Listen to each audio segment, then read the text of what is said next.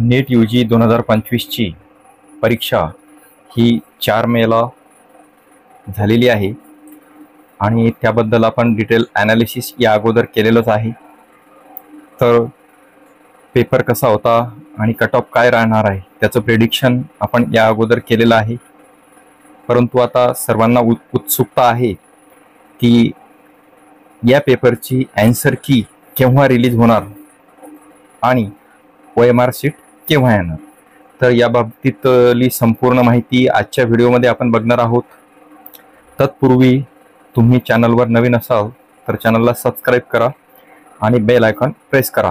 आपल्या चॅनलवर संपूर्ण माहिती विनामूल्य तुम्हाला होणार आहे, त्यामुळे चॅनल सबस्क्राइब करून ठेवा।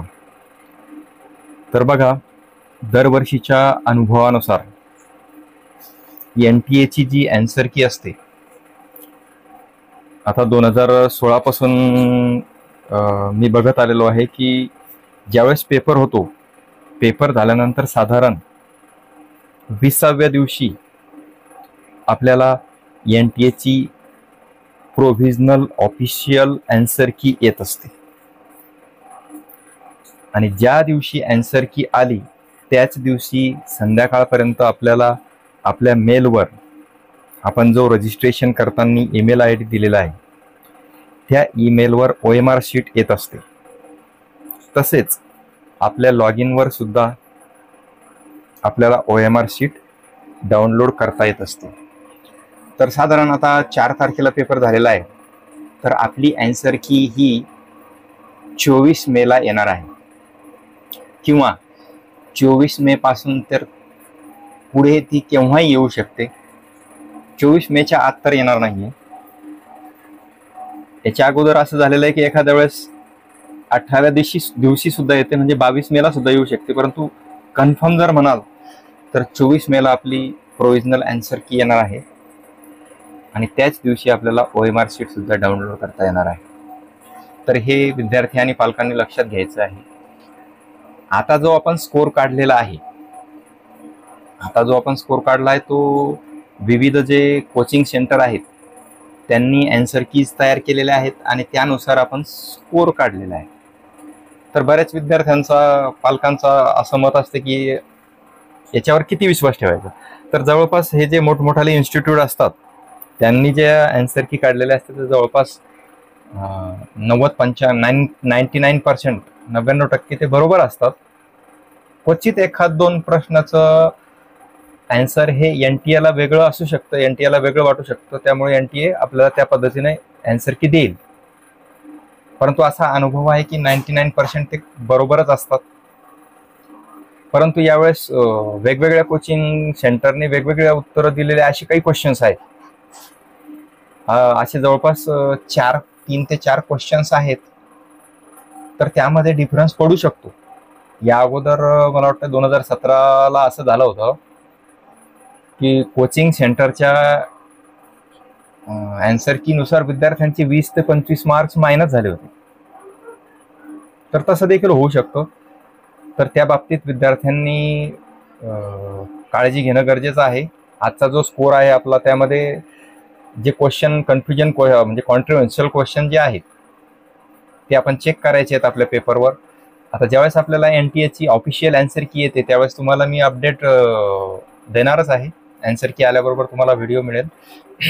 तर ती आन्सर की आपण डाउनलोड केल्यानंतर OMR शीट आपली मेलवर चेक करायची आहे आणि OMR शीट तुम्हाला दाखवल्याप्रमाणे जी OMR शीट आपण NTA ला सबमिट केलेली आहे 4 मेला, तुम्ही जी OMR शीट सबमिट केलेली आहे, म्हणजे जो पेपर तुम्ही सबमिट केलेला आहे तोच उत्तरपत्रिका म्हणजे ती OMR शीट आपल्याला डाउनलोड करता येणार आहे।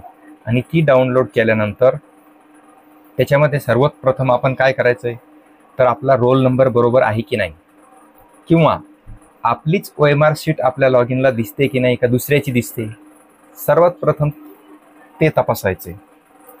एखाद्या वेळेस चुकून एखादी गलती होऊ शकते, शक्यतोवर होत नाही। झालं तर आपल्याला, जर चुकीची असेल तर आपल्याला लगेच NTA ला मेल करायचं आहे। तसं शक्यतोवर होतच नाही। ती खूप पारदर्शक पद्धतीने NTA आपल्याला आपला पेपर दाखवत असते, डाउनलोड करण्यासाठी आपल्याला मिळत असतो। डाउनलोड केल्यानंतर आपल्याला एक चॅलेंज आन्सर की सुद्धा असते.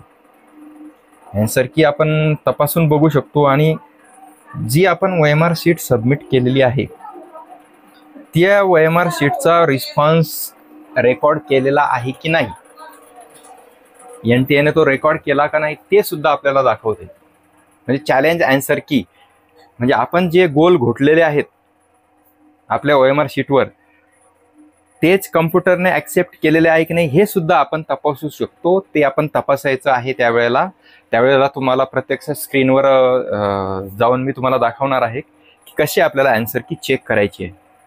तर अशा पद्धतीची ही एक बिफोर माहिती तुम्हाला मी सांगितलेली आहे की आपण आन्सर की आल्यानंतर काय करायचं आहे. तर सर्वप्रथम आपण आन्सर की डाउनलोड करून घ्यायची आहे. आन्सर की डाउनलोड केल्यानंतर OMR शीट डाउनलोड करून घ्यायची आहे, ती व्यवस्थित चेक करायची आहे. त्यानंतर आपला स्कोर निघेल आणि स्कोर निघाल्यानंतर आपण चॅलेंज आन्सर कीवरती जाऊन तिथे कम्प्युटरने आपले ऑप्शन बरोबर घेतलेले आहेत की नाही ते सुद्धा आपल्याला चेक करायचे. ते कसे करायचे मी तुम्हाला प्रत्यक्ष स्क्रीनवर त्या वेळेला दाखवेल, परंतु तुम्हाला एक पूर्वकल्पना म्हणून अगोदर हे लक्षात घ्यायचं आहे. आता हे सगळं झाल्यानंतर तुम्ही म्हणाल आपला स्कोर तर कळाला, मग आपल्याला रँक केव्हा कळेल. तर ऑल इंडिया रँक हा आपल्याला निकालाच्या दिवशी कळणार आहे. निकालाच्या दिवशी आपल्याला आपले मार्क्स आणि ऑल इंडिया रँक माहिती होणार आहे.